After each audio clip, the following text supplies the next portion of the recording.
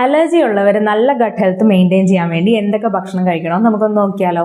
എല്ലാവർക്കും അറിയുന്നത് പോലെ തന്നെ നല്ല പ്രീബയോട്ടിക്സ് ആൻഡ് പ്രോബയോട്ടിക്സ് ആയിട്ടുള്ള ഭക്ഷണം നമ്മളുടെ ഫുഡിൽ ഉൾപ്പെടുത്തിയെങ്കിൽ മാത്രമേ നമുക്ക് നല്ല ഗട്ട് ഹെൽത്ത് അല്ലെങ്കിൽ നല്ല ഗട്ട് മൈക്രോബയോം ഉണ്ടാവുള്ളൂ.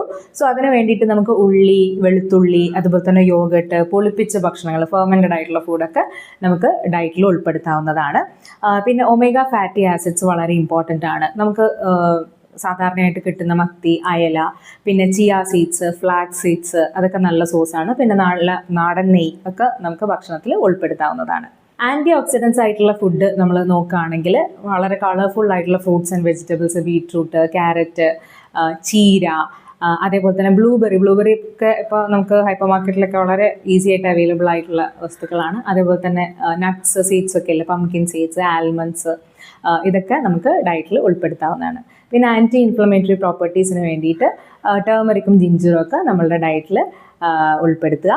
സോ ഇത്രയും കാര്യങ്ങളൊക്കെ നല്ല രീതിയിൽ കഴിച്ചിട്ട് നമ്മൾ അൺഹെൽത്തി ആയിട്ടുള്ള ഫുഡ് കൂടി അവോയ്ഡ് ചെയ്യുകയാണെങ്കിൽ നമുക്ക് നല്ലൊരു ഗട്ട് ഹെൽത്ത് മെയിൻറ്റെയിൻ ചെയ്യാനായിട്ട് പറ്റും.